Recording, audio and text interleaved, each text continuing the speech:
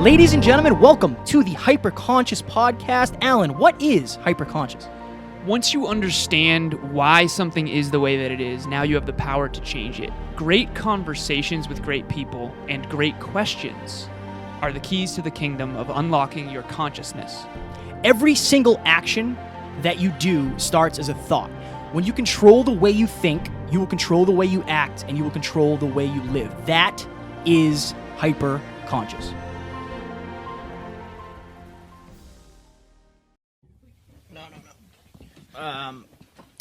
Geographically? Geographically. This is cool. So I would say make sure that pretty face is showing. Yes, true. They're going to want to see that thing. They're going to want to see that thing, Alan. That face. You good? Ready?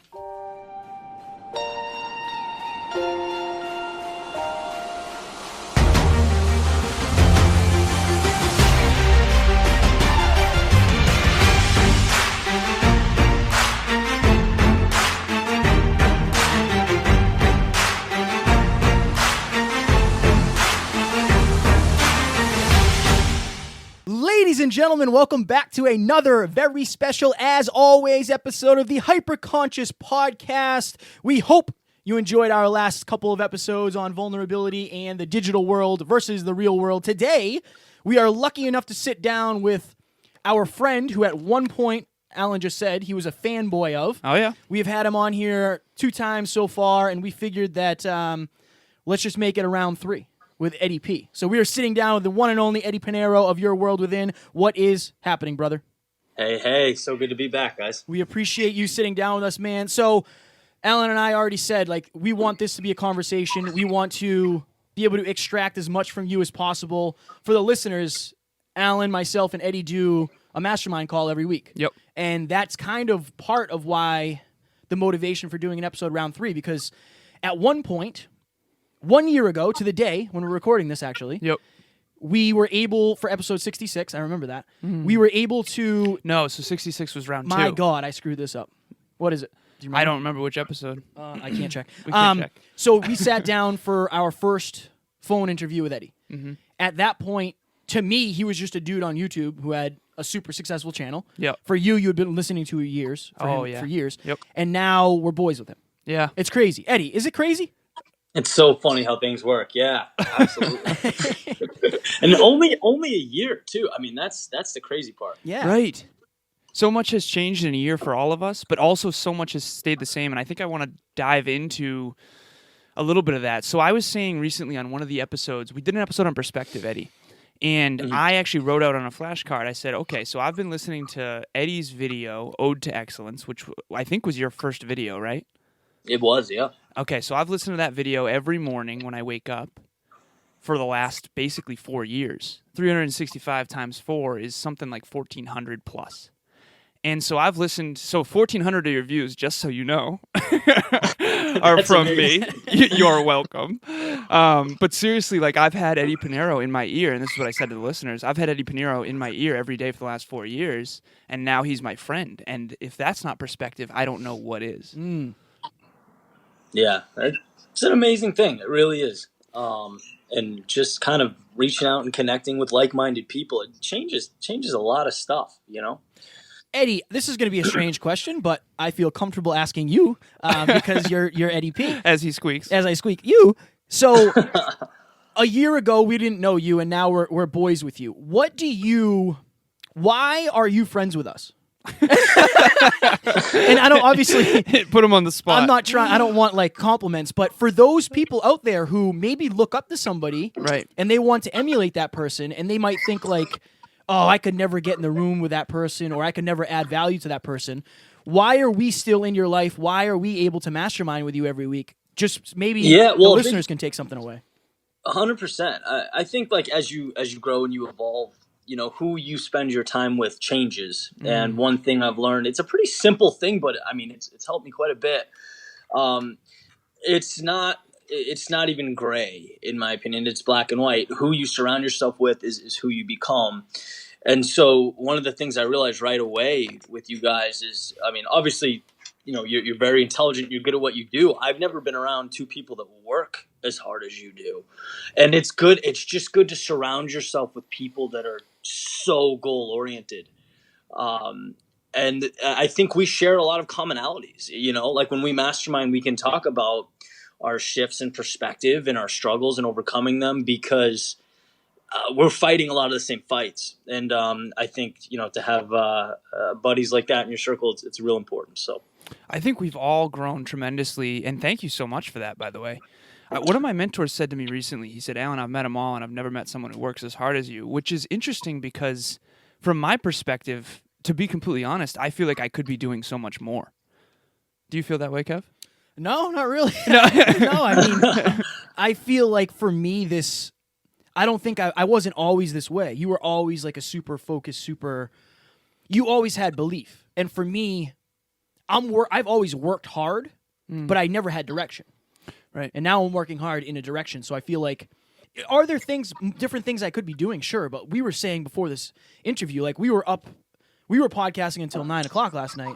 Yeah. It's 11 in the morning. I didn't get up to go to the gym because I'm a lazy bastard, but we're doing so much more. Eddie, what are you dealing with right now in terms of growing pains? Because again, the beautiful thing about this mastermind, and again, thank you for the compliments. I appreciate that. But the beautiful thing about this mastermind is we are going through a lot of the same stuff. Right. And a lot of the growing pains that we're going through, we have gone through, or we're going to go through, we all share. So what are some things that you're going through right now that maybe we could learn from, maybe the listeners could learn from, or honestly, maybe you could learn from? Yeah. Well, a big thing, I mentioned this on a video on Sunday.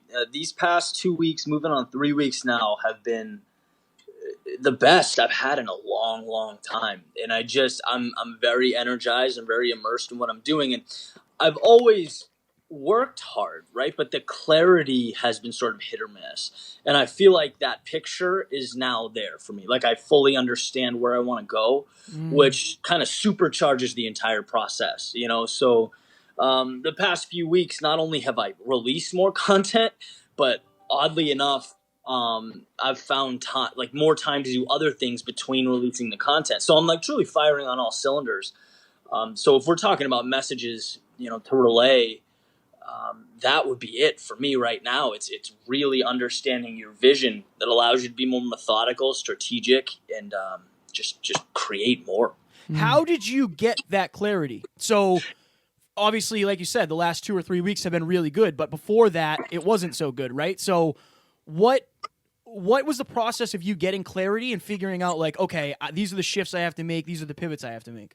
I think it's understanding truly who you are and then where you want to go. When there's conflict between the two, I've always been a creative and I've known that and I've talked about that. But there are a lot of different ways I wanted to take it. With this channel, I love it. I love the speech writing and all that stuff, but I knew I wanted to do vlogs. I also knew that I like music and I like writing, but those two worlds don't necessarily go hand in hand. So my question for a long time has been, do I try and juggle all of them? How do I balance them? Is there a way where I can sort of weave them together? And through, I guess, trials and tribulations, you kind of learn what works and what feels good. I remember, this is kind of a good parallel. I remember being in high school and I loved playing soccer. And I did a lot of that and I loved it. And I also was in a band and I loved that. But like my groups of friends with the two different things were just way different. And I remember thinking like the kids I played soccer with, they were soccer players. The people I played in the band with, they were musicians. And like it's hard to wear two hats because we're tribal and we want to know who we are and what we stand for. Right. And I've always kind of struggled with that. And so I think, kind of developing that identity and just working on that and being confident in that is what did it for me. Eddie, obviously in your mind, your vision is part of it's conscious, part of it's, subconscious. And you mentioned that you have a lot more clarity on your vision. Do you mind bringing to the listeners and to us right now sort of the vision that is currently Eddie Pinero? Now, obviously, this is going to grow and evolve as you do. Our vision is constantly evolving. But, like, what is your grand vision right now for Eddie Pinero, your world within music, speech writing, speaking, and all that?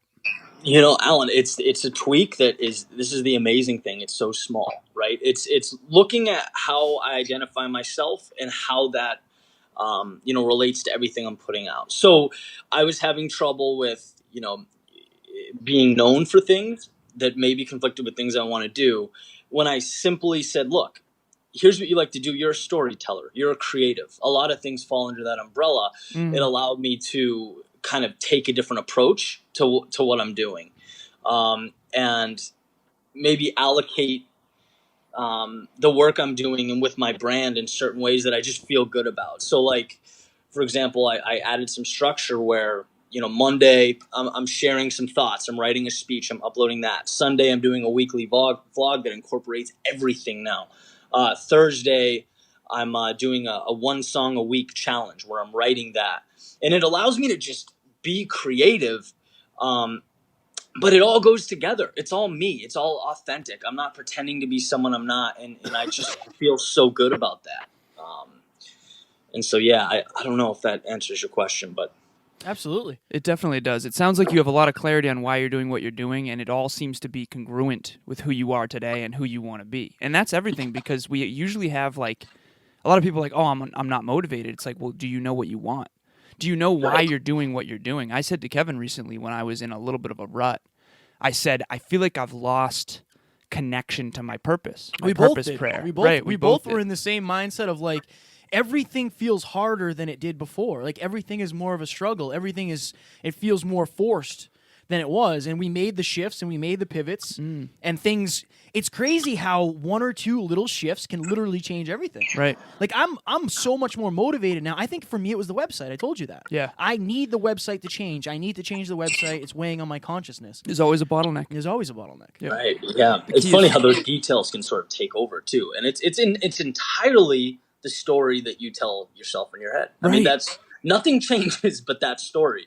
And so for us not to realize that and give that attention, I think that's why I'm being kind of scatterbrained here, but I just thought I saw this the other day. A lot of successful people, when they wake up, they don't use the phone. They don't let, information come to them. They sit there and they think, because if that reel in your head is not playing the way you want it to, it's going to be detrimental to everything you want to achieve. So yeah, I'm happy to hear that. I'm glad you just said that, Eddie, and please keep going. Like, this can go off the rails as much as we want. This is going to be a conversation. Free flowing. I recently thought to myself, I have too much output and not enough input. So, like, we're doing 3 episodes a week. We're doing a course every week, and I'm also coaching, and so I'm doing a whole lot of talking. And I love to speak. That's my main craft, moving people with my words. But I haven't been reading as many books. We tried to do a course yesterday on the compound effect, and Kevin thinks I did a pretty good job, but I personally was like, wow, like, that wasn't nearly as good as I thought it should have been. So now I'm rereading the compound effect. So I'm getting back to some fundamentals, even to the point where, Eddie, I actually recently was listening to one of your playlists. That I think it was the running compilation maybe, but I was listening to that in the gym because I'm trying to get back to some of the fundamentals that got me here that I think I've sort of lost touch with. It's hard to remember them sometimes. Right. Alan was saying, he's like, when we walked in the studio today, he's like, I don't know, man, I'm tired. Right. And I was like, dude, me too. But I think, so the compound effect, we did a course on it, right? Yeah. The compound effect of what we are doing and the coaching and the morning minutes and the extra course and the behind the scenes, the extra episode and the course and the travel and everything else we're doing, right? Social media. I just think we're in the area now where it's just weighing on us. It just hasn't compounded enough yet, and I think it will. I think it will moving forward. I think that we have to make that pivot, like you were talking about, Eddie, making a pivot. And the fact is, if you don't know what your end goal is, you can literally never make you might not be able to make the right pivot because you don't know. Right. How do you know what's not working if you don't know what you want to work? Exactly. And just even the realization, guys, like, that's huge to recognize that you need to step back because those details suck you in. And, like, yeah, not only does it make you crazy, but you can go down rabbit holes and be like, okay, this doesn't even parallel what we're trying to do here, or the big goal, or we sort of, got to get back on the path here. So that realization is a huge one. I read a quote last night by Robert Frost. He said, I came to a path in a wood. there was 2 paths, and I took the one less traveled by. That's like a famous quote. That's one of my favorites. Yeah. Right. I knew you'd love that. I was reading a book by one of my mentors. It's called The Gridlock, Thinking Beyond Gridlock. And it's about basically how he was in bumper-to-bumper traffic and how like we all are kind of like this cog in this machine of the economy. It's a whole thing. He's like a genius. But so in order to figure out what's your bottleneck, you have to understand where you want to go and why you want to go there first. And then you have to recognize that there is a bottleneck and that something was different. And then you have to have a conversation with someone to try to figure out what it was. So, Eddie, for you, is that what the mastermind... Here's my question, actually. Inputs and outputs. I think I have too much output and not enough input. And the inputs for me are reading books, doing trainings, like listening to speeches, listening to Your World Within, even just living life in between. So you're now putting out, I think, based on our last mastermind, you're putting out 1 speech a week, 1 vlog a week. You're also putting out 1 song a week. I think you said the Thursday Song Challenge or something like that. So That's a lot of output. How are you balancing that with living your own life to make sure that that output is not empty and it's full of Eddie P? Well, one is like there's a lot of crossover between my life and this stuff. It's been sort of a progression, but I feel like when I do that stuff, I'm like, there's not okay, work's over, time to go do what I like now. I mean, Right. it ties together to the point where I'm okay with it. The other thing, and I mentioned this a second ago, it's just crazy to me because it's the last thing I expected. Doing more in a structured way has given me a ton of more time. You know, I was thinking about this yesterday. I'm putting out this video. I'm like, it's Monday. I told, all my YouTube subscribers Monday a video is coming out, and it's 3:00, finished the background music. I'm like writing the speech and feeling the pressure and doing something that would have taken me 3 days in 1 day. And listen to it at the end, and I'm like, I can't pinpoint where the quality suffers here, which, you know what I mean? Which Right. is Parkinson's law. Yes. So I have so much more time to take longer runs or, relax for a little bit and do all these things. So, Eddie, can you please describe Parkinson's law for our listeners? I say that all the time, so some of them know, but just in case we have new listeners. yeah. So the time frame you allot for yourself to do something is usually how long it will take you to do it. Right. So like a metaphor that people usually understand is like a paper. You have a month to do it. But people don't do that, right? They pop an Adderall the night before and pull yeah, exactly, a day and a half, 2 days, but they get it done because that's the amount of time they've allotted for themselves. So you always so setting perform that way. self-made deadlines has changed your life, Eddie, and given you actually more time, more freedom. Yeah, well, here's the catch, though.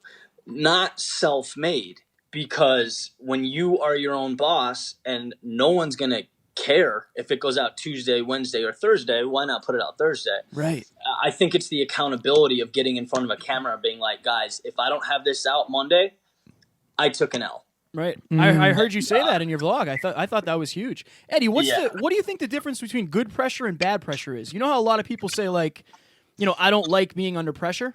What do you think the difference between a positive pressure and a negative pressure is? That's a great question. Ooh, that is a great question. I think some pressure, like the pressure, for example, that we feel, and I've heard you guys mention this, to not be mediocre, in a way is what keeps the flame lit under our ass. I mean, that's everything. But then you don't always want to feel like you're losing too. So it's like it's balance. It's balance. Right. And that's kind of the way I look at it. Like you want some, you need to be challenged. You need to feel like I can't let this slip by. This would be a wasted opportunity. You don't want to be sitting on a beach with your feet up 24/7.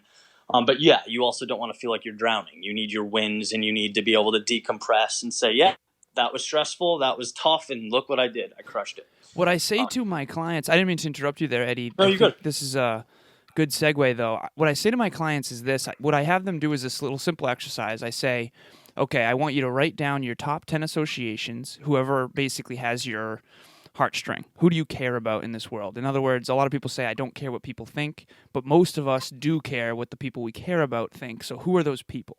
They write down those 10 people, and I include me in this list, and I want them to rate themselves. And I have them rate themselves and those people on 2 things. Number 1, their level of dedication to their fitness goals, and then number 2, I want you to rate their physique from 0 to 10. This is a hard exercise for people because people don't want to, judge others. You're saying rate their own physique? Yeah, rate their own physique and rate other people's physiques. Oh, okay. Like their associations, because I think, like you said at the beginning of this, it's black and white. You are the sum average of the people you spend the most time with, and the reason why I mention this though is because the dedication to your fitness goal rating is always higher than the physique. And the actual physique rating should never supersede the dedication. Dedication has to come first, results come second. So my question for you, Eddie, I remember when we were in Florida with you, and this was on episode 66 that we did in person, and you said everyone here seems like they're on vacation. Oh, yeah. Yeah. And you said you were having some trouble with motivation. You seem far more fired up these days, by the way. So hell yes on that. But why do you think you're more fired up? Do you think it's the association with harder workers, or what do you think? It is. I mean, it's hands down the people I'm surrounding myself with. New business partners that I have in my life, new masterminds. Just, when you surround yourself with that, it just changes things exponentially. And you can be as determined and hardworking as you'd ever want to be, but when you're sitting in a studio creating, spending a lot of time by yourself, there's just a lack of fire and energy that you get. I mean, we're social creatures, right? And so, yeah, that network for me, hands down. So what happens, Eddie, so I think this is something that every entrepreneur, every person who's focused on growing and really, really growing to the point of like, I have to be the best in the world at this, or damn near close to it if I'm gonna do what I want to do. So we have masterminds with people who are successful. We have mentors who are successful. We have friends like you that are successful, and then they're doing the things that we want to do. Now, when it comes to hanging out with people who don't necessarily have the goals, dreams, ambitions, drive, desire for success that we have, how do you balance that with the masterminds and with the growth mindset people? And again, I don't mean this in a bad way, but I'm finding that I'm losing a lot of things in common with the people that I used to hang out with. And I don't mean that in a negative manner at all. It does scare me at times, but it's also like, if I'm spending 95% of my time in the pool, if you're not a swimmer, we're not going to hang out nearly as much. Yeah. Because I'm always doing it, right? I'm always trying to get better at this point. Analogy. Appreciate that. I was thinking of that before. That's awesome. So how do you balance that? Because obviously, for us, Alan and myself, talking to you is a win-win-win because we're learning, you're our friend, and it's building for our future as well. So it's a win-win-win. But looking back with other friends, like, how do you balance that? Yeah, I think in my experience, we have different needs that we want filled. Like, I spent the weekend with two buddies, two of my best friends from high school, and they'll agree with this 100%. I mean, they have great jobs.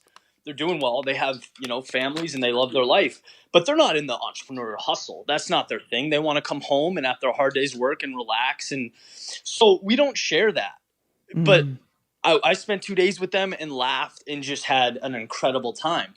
Now, on the other hand, people like Terry, riding our bikes down the boardwalk, and he goes, "How's your morning?" I'm like, "Oh, it's great. How was yours?" He's like, "Good. I made $40,000. What do you want to do?" And it just makes you realize, like, powerful T-Mac. Yeah. It's like, well, then not doing, like, that's a reality. Like, that's just a normal thing that some people can do. If like you can too. And I think to have that perspective is huge. So I don't think it's one or the other. I definitely think from a business standpoint, from a career standpoint, it's good to be around a lot of Terrys, right? And to be around you guys and people like that with that mindset. But the friends and family that I love are just as important, just in a different way, different needs, right? So how do you allocate time? How is it 80-20? Is it 95-5? Is it proactive versus reactive? Like, how? This is a perpetual question. So you know that I have the flashcard in my pocket with the top 5 regrets of the dying. One of the regrets on there is I wish I had stayed in touch with my friends. And I saw a picture of you, little mini Eddie P. I think you were like 6 or something with those kids that you're talking about. And I think that there's some value there to the nostalgia bucket of, like, we grew up together. These are, like, in a lot of ways, family to me. How do we balance being around Terrys and each other and people who have very similar goals and dreams and ambitions versus, the people that feel like family? Yeah, I don't know that I have an answer for that. I really don't. And I would speculate that it varies from person to person. In my situation, I talk to old friends and I talk to my family almost every day, but I also talk to, my business partners and you guys and mentors every day too. It's just, I grab as much of it as I can because I need all of it. I think it does depend. I think that's a good way to put it because I think we're all different and we all require different amounts of person-to-person connection. Right. Like, there's not a day that goes by that I don't talk to my clients. So some days that's enough for me. Right. Some days I'm okay with just saying, okay, cool, I talked to my clients today. I just want to kind of bury my head in the sand and do work. But I also think I might be pretty extreme when it comes to that because I think I'm fortunate, Eddie, where, Alan and I were friends before we started this journey together, right? I live with my best friend, Matt, who's on an entrepreneurial journey as well. So the people in my life are trying to get better. So for me, the people closest to me are doing the same thing. The one problem with that is the people who aren't have kind of fallen off. And it's, like I said, it's nothing personal. It's just I only have 24 hours in the day. And if I'm spending 23 hours trying to get better, I have to spend some time on my own. I don't always want to be surrounded by people. Kevin only sleeps 1 hour. I sleep 1 hour. I was born in 23 hours trying to get better. But I think this is all contemplative, and I think that's why I appreciate this conversation just being kind of a back and forth of throwing ideas back and forth and seeing what sticks, seeing what resonates, and it's interesting. It's different than normal, and I like it. I like that, and the caveat being too, like to that point, there's a difference between people that are not entrepreneurs and work hard, but enjoy their family life and their situation, have different goals, but love you and care about you and support you and want your well-being, versus those people that are indifferent towards your success or are not supporting your success or the antithesis of your growth. I mean, that's cancerous. That's different. How can that's you tell the difference? Behind. You personally, Eddie, like how do you know when someone is someone that's holding you back, like an anchor versus an engine? I think it's pretty obvious. Like when people just don't support what you're doing, and don't make time to have those conversations, and negativity is pretty easy to spot, and that's just not a good thing to be around. I got a question, Eddie. Okay, so Kevin's got a question. I got a question. Recently, we sat down with Dave Meltzer in person, and I'm going to ask you a question that I asked him. So, from the outside, looking at your life, looking at your travels, looking at your growth, looking at your YouTube channel, looking at the speeches you've done, all of those things, a lot of people might say, like, wow, I hope to get to the level that Eddie Pinero's at. I would love to have a YouTube channel as successful as Your World Within. But every single one of us still lives with fears on the day-to-day. We still have limiting beliefs. We have insecurities. We have all these things. What are some of your biggest fears? Because a lot of people probably don't think you have any. A fire question. I have plenty. I think mediocrity is the biggest one. Being 70, being 80, and just have underperformed, underachieved, and just wish I did more. That's pretty awful. I mean, that scares the hell out of me. Other fears. I don't know. See, one of the things that I've worked hard to do is take that and turn it into a positive. I use that. I might have used this on one of our previous conversations, but like the gumball in, gumball or quarter in, gumball out thing. It's like fear is the gumball you have to turn, right, to get what you want out. And that perspective has made me a lot less, hesitant or nervous about a lot of things that I do, particularly around business. And I think that's why a lot of people make moves that don't correlate with what they're doing. That's why a lot of people marry people and spend their lives with people they're not crazy about, because they have this fear of being single, or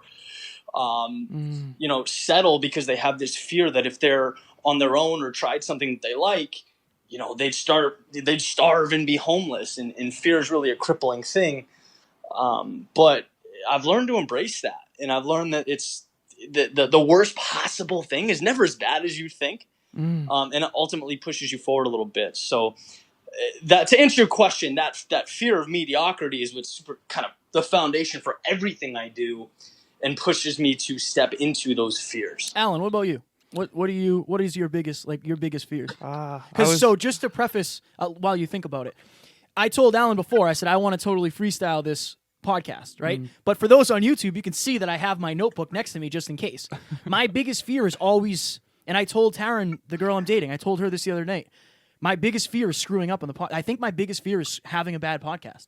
I genuinely feel like it's like dropping a the ball. bad podcast episode or like a bad podcast? No, episode. Episode. Like dropping the ball, like where you look at me and I know it's my chance to ask a question and I go like, oh, I don't know. Yeah. I don't ever want that to happen. That's literally one of my biggest fears. So I'm trying to outgrow that fear by doing this. And like, yeah, I'm looking at my notebook, but that's because those are points I want to touch on. So that almost seems you would just pivot though. Like I can't picture a situation where you do that. You know what I mean? Yeah, but so I guess the problem is, man, the story that I'm telling myself is different than the story that other people see. So somebody might see me as a next level podcaster, like, oh, he's always on his toes, he would never drop the ball. But in my head, I know the conversation I'm having. So it's like I know what's happening, and I know the insecurities I have and the fears and the self-doubt I have at times where it's like, dude, it's a balance. It's a balance. I just try to make it look like I don't have it. I just try to work through it. I use that shit as motivation too, man. I think my lack of feeling good enough could either cripple me or make me the best in the world, and I just have to make sure I leverage it in the right way. Wow, that was vulnerable. AF, I like that. That's vulnerable. So what do they say? I think the key with both of you and what you just said is that both of you are learning to use your fear and turn that fear into a positive rather than allowing it to hold you back from trying. Yeah. Now tell us about your fears. Right. Okay. So here we go. So one of them for sure is ending up successful but alone. One of them, which I got my boys here, so I won't be alone. But I definitely mean intimately too. That's one of them. But the other one is like Eddie. So I was with a client not long ago. The clients that are in my area, I occasionally get together with them, touch base, and we'll get a workout in. And she said something about normal, and I said, "Oh, that's my least favorite word." And she was like, "Wait, what?" I'm like, "Yeah, no, that's my least favorite word ever of all time." And she was like taken back. And I was kind of joking, but at the same time, kind of not. Yeah. For me, normal is one of my biggest fears. I have never had normal, and I think normal means average, means mediocre, means the fence. Regular, means ordinary. Yeah, the fence, right. Just kind of like I have that flashcard in my pocket, the top 5 regrets of dying. The number 1 on there is I wish I had lived a life true to myself and not what others expected of me. I've always had, as you mentioned earlier on this podcast, massive dreams. Steve Jobs was one of my early heroes, like denting the universe. Like, I want to change the world. And I cannot be normal and do that. And I realize that that's going to require sacrifices that other people may not have to make. And I think that one of my biggest fears is maybe changing the world, but maybe losing connection with some of the people that I love along the way, which again is why I asked Eddie that question, because I'm still struggling with that. I wouldn't say every day, but certainly every month, every year. Because when you're growing and you're evolving and you're into personal development and you're changing, some people aren't. And that's fine. And I want to have empathy and compassion for that. And I want to be so aware of how human beings are wired that I can literally see why they want that and why that's okay. And no matter how thin you slice it, there's always 2 sides. So I said on the recent podcast, I want to get rid of judgment. I want to eradicate judgment from my consciousness. Now, that doesn't mean I'm not going to be discerning and say, okay, if this person is toxic, I need to, obviously not spend time there. But I do want to eliminate judgment. I think that having compassion for other people's circumstances and what they want and what they desire, or at least what they think and what they think they want and desire, is huge. But yeah, one of my biggest fears is growing and being successful, but being one of those successful people that feels disconnected. And the other one is being normal. Very vulnerable. Very vulnerable. We're getting vulnerable up in this thing. That one of the last episodes we did was vulnerability. Eddie, so we also did an episode on the digital world versus the real world. And so you're an influencer, right? Whether you like it or not at this point.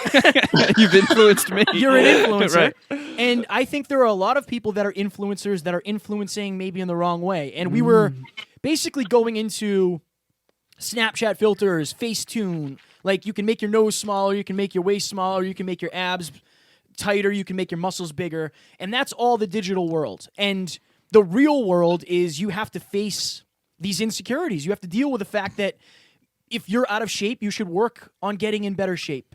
If you don't feel smart, you should work on educating yourself in what interests you. What do you feel like when you scroll Instagram or when you look on YouTube? Like, do you really feel the difference between the digital life and the real life? Because you've probably met a lot of these influencers who might not be the same in real life as they are online. Yeah, I think there's a tremendous difference. I think real life is, adversity and battling those things day in and day out. And everyone has those. And in some capacity, everyone's challenged with something versus Instagram, which is the exact opposite of that. It's everyone's highlight reel. It's people getting promotions and getting married and finding the love of their life and saying how happy they are. It's a false narrative. And so I think, like anything, there's good and there's bad. There's tremendous value that comes from Instagram. It's also the reason why depression's skyrocketing because it just doesn't mesh with reality. And so I think that's something that needs to be understood. And I actually think it's healthier to really limit your use on these platforms. And we talked about this, right? Particularly with Instagram, it's like, I try and limit it to a message a day, and maybe that changes, ebbs and flows, whatever, but keeping the authenticity there, because there's just no value when you're creating this narrative that doesn't exist. So I think, it's important for people to understand. Well, the problem is, Alan and I were talking about this, like, okay, I think it's great to look up to an actor or an actress who has the talent, the skill, has put in the 10,000 hours to get so good that Steven Spielberg wants them for a film. Oh yeah. Right? I think that's awesome.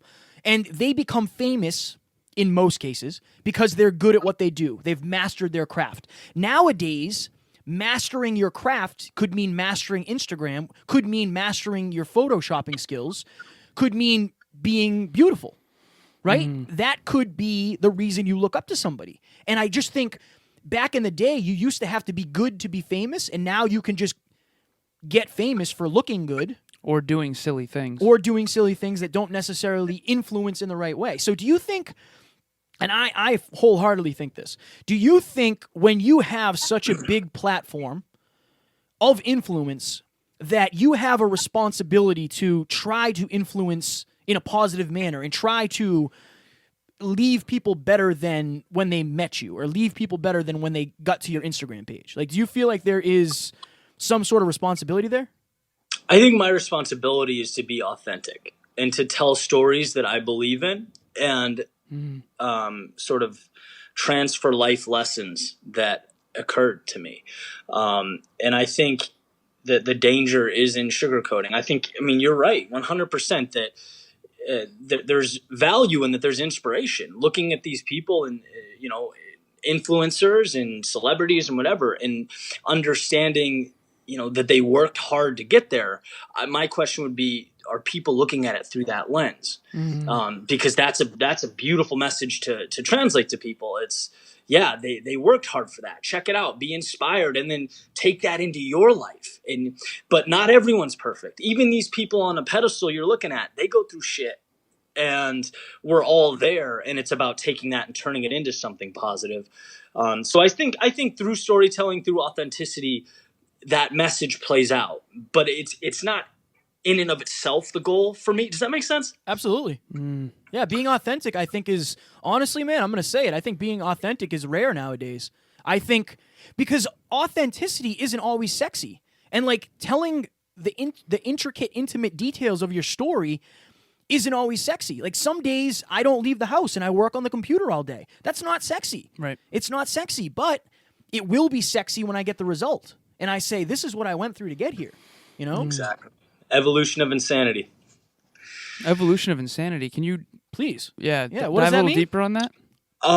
So that's I don't know if it's a poem, but I wrote it like three years ago, where it's like this girl is setting out to do something, and at first people call her crazy, and through the progression they call her delusional, and then as she starts to sort of get grounded and come to a result, it goes from crazy to, well, how can we be like this, to well, you're so lucky you have all this. And then she says, no, you're insane. You have to work for this stuff. Wow. And it just sort of comes full circle. I often tell the story. I might have heard this on one of your videos. I'm not 100% sure of that, but the musician in a basement who, lives with his mother that practices every day for 10 years is obsessed with the guitar, who then comes out with an album and revolutionizes music. He went from one day being a complete and utter loser in the eyes of society, quote unquote, to a literal rock star where everyone is inspired and like, oh my God, this person's incredible. And the truth never changed, right? It's not like overnight he became this suddenly amazing musician. It's just at some point the world saw that value finally, right? It's fascinating, man. That's an interesting point. Go ahead. No, I was just going to elaborate. I mean, it's mind blowing. That nothing drives me more than that. Nothing in the world is that you're one creation away from helping others see that narrative differently. You're always one creation away from changing your life 100%. I mean, what is more amazing than that? Wow, man. Fire. I'm inspired as hell on that. That is unbelievable. I might have to skip my afternoon nap today and do something. No, get to it. No, I'm kidding. Sleep is the number one pillar, Kevin. That's what they say. We all had Mother's Day on Sunday, and I spent some time with close family. We had a blast. My mom at the tail end of the night, though, she said something that I heard in passing as I was getting back to work and back into my cave, yeah. So she said something about, so she's almost 60 now, and she had my sister, I believe, when she was 28, I think. No, 24. I think she had me at 28. Anyways, she said this. I heard it in passing. She said, it is unbelievable how much the world has changed in 30 years. Because she was reminiscing and telling stories about how I think we were playing this game called Charades or whatever, called Charades. This heads up, Ellen DeGeneres made an app, and one of the thing I had to mime hitchhiking, and I put my thumb up. Apparently, that's not what you do. You're supposed to put it in the direction you're supposed to go. Oh, didn't know that. So, anyways, hitchhiking used to be a common thing in her era. So is there a chance someone listening to this won't know charades? That's probably possible. I don't know. I just thought, wow. Okay. Anyway, Eddie, sorry, we're getting old, brother. I'm telling you. I guess so. Yeah. Right. Okay. I didn't know how to hitchhike. I put my thumb up, and apparently that would be like, Hey, how you doing? How you doing? What's up? But she basically talked about how when she was a teenager, her and her friends would actually hitchhike because it was safer back then. I don't necessarily think it was safer. I think we just have perpetuated a lot of the shock value on the news. That's a whole thing. But the point is like, she said it's amazing how much the world has changed in the last 30 years. And I thought about it, and I'm like, 30 years isn't that long. No. There was no cell phones. There was no internet. There was no social media. There was no flat screen TVs. There was no internet, really. I don't think there 30 years. I don't know. I don't think there was. Yeah, right? I don't think there was. I remember her telling stories about my dad. He was in sales where he would pull over at payphones. Yeah. Like to call people. And I just thought about it, and Eddie, you mentioned this earlier on this episode.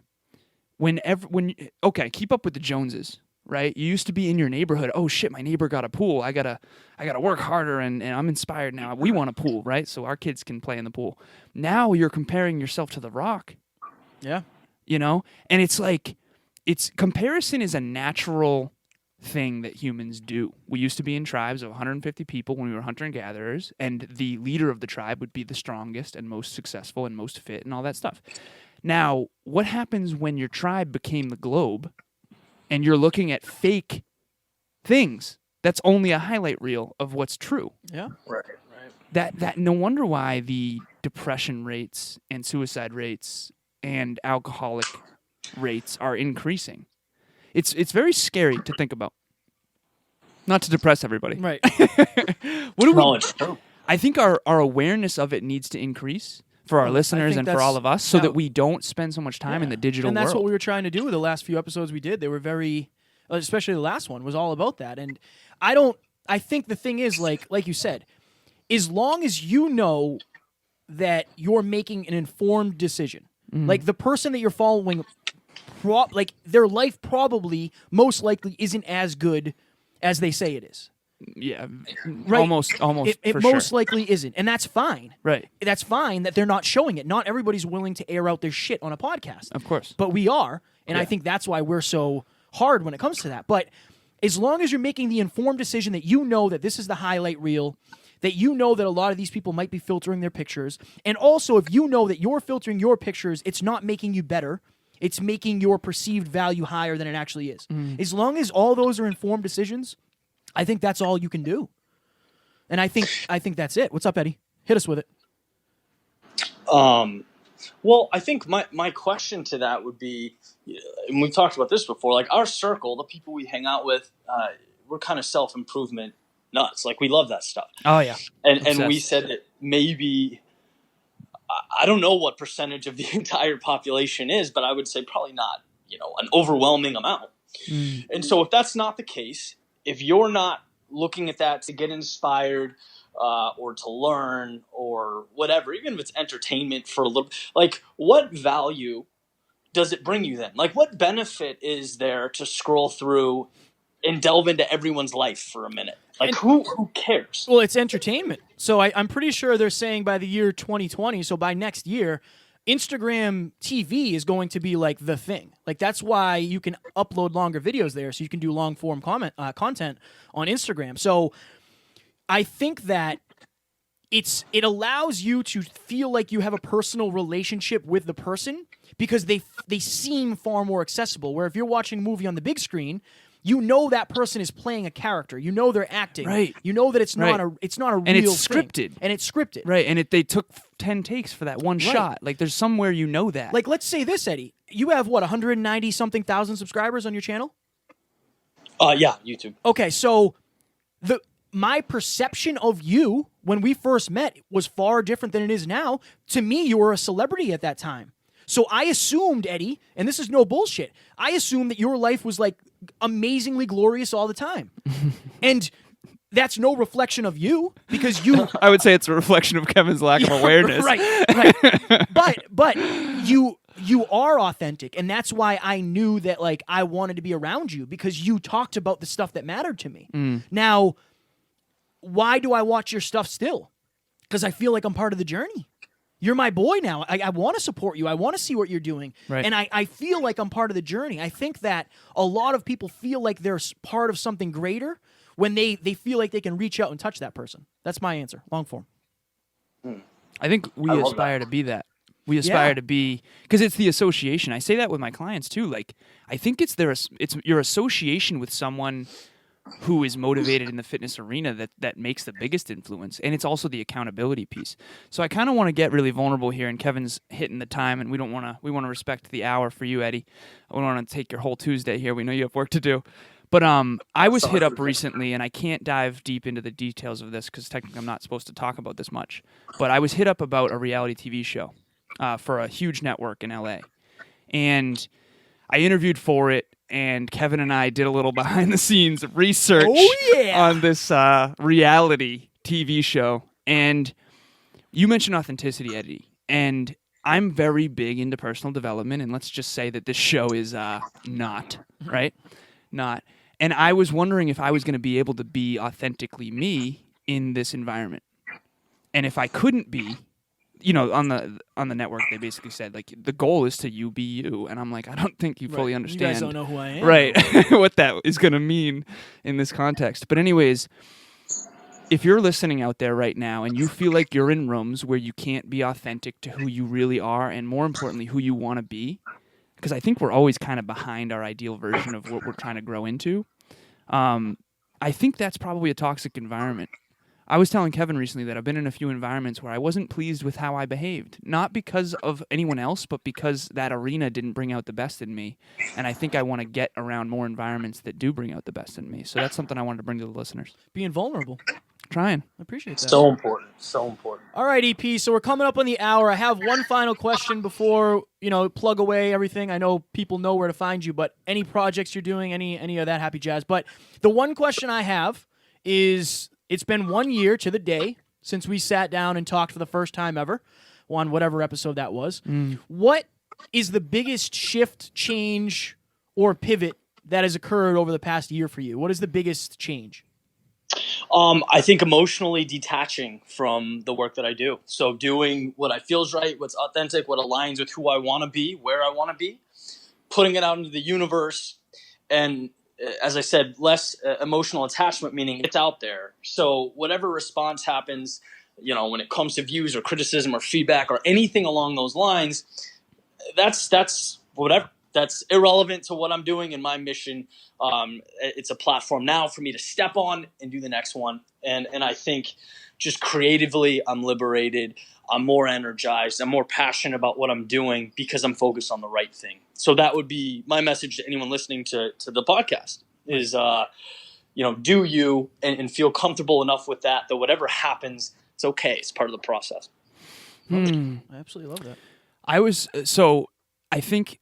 reading a book recently by one of my mentors. Again, I mentioned gridlock, and this will lead to my last question, Kev. Don't worry. Yeah. So it was going through. He's tapping his watch. Oh yeah. There's another book that it's called Sane Society, and I forget when it was written. I think in the 1950s, but it talked about how the better a country did economically, and the more comfortable the citizens became in terms of their quality of life in material things, that alcoholic rates, depression rates, suicide rates actually increased. And the reason they gave in that book, and I believe it was because of what Viktor Frankl calls the existential vacuum. In other words, when you're bored.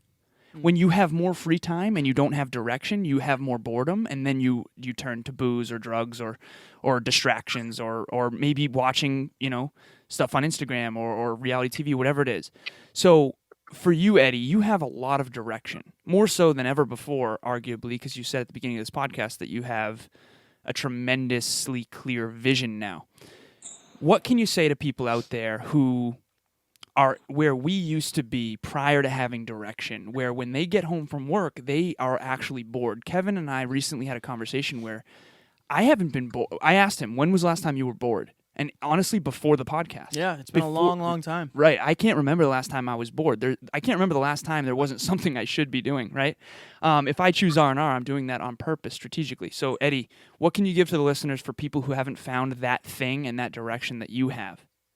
That it's okay to take a step backwards before you can go forward. That life's not going to stop. The world's not going to end if you take time to wander. I think, I forget which one of you said this, but like you're looking at the Joneses and you're looking at Instagram and you feel like there's this, moving platform you need to stay on, and it's okay to find yourself because, progress is happiness. You need a goal. You need something to drive towards that makes you feel fulfilled and content with life. And so you're not doing anyone a disservice, you or the world, to keep putting that on hold so that you can do things that you're not happy with so that you'll feel like you're, conforming to these standards. So it's okay to wander a little bit. And I would advocate that people who aren't happy and don't know where they are take some time to find that, because it'll change your life. Not all who wander are lost, as they say. As Eddie P said on episode 66, I believe. You stole it from me. I was about to say it. There was no way you were getting that. All right, EP. So, obviously, Your World Within on YouTube, Instagram. You're on Spotify, all those happy things. Tell people where they can find you. I know you're trying to promote your music channel more now. Preach away. Yeah, so I have videos and vlogs coming out on Your World Within and putting them on YouTube and Instagram, and doing some music once a week on Thursdays. Eddie Pinero on YouTube and Instagram, so you can find me there. And and he has a good stuff's gonna pour in. He has a sweet avatar on the Eddie P page. It's you in sunglasses looking fly AF. Pretty badass. That's Beach Miami Eddie. Right. We like Dude, that. we got to take a trip down and visit soon. I know. Honestly, we're going to do that without a doubt, you and Team Man. One thing I want to say real quick, Eddie, I was nostalgic AF in the gym not long ago listening to your playlists. And I hit you up. I said, Eddie P, I just want you to know, man, you changed my life. And I may or may not have dropped a tear. It's all good. I've been going through a lot. So we really appreciate this, man. Thank you so much for everything you do. Yes. And for being our boy and for adding so much value to our listeners. Ladies and gentlemen. You guys are awesome, and the work you're doing is phenomenal. We appreciate that. Ladies and gents, make sure you follow Eddie and his journey, because it's truly inspirational for us to be able to connect with him one-on-one. He's our boy now, and I know Alan knows, we know as a team, that there are only amazing things in the future for Eddie. We appreciate you, ladies and gentlemen. That was Eddie Pinero. Talk to you soon. Bye. Later. Ladies and gentlemen, thank you so very much for listening to another episode of the Hyperconscious Podcast. Going hyperconscious will absolutely change your life, because if you understand why something is the way it is, now you have the power to change it. If you going hyperconscious with us has changed your life in any way, please share this episode with one of your friends, because the more people that go hyperconscious, the better this world's going to be for everybody.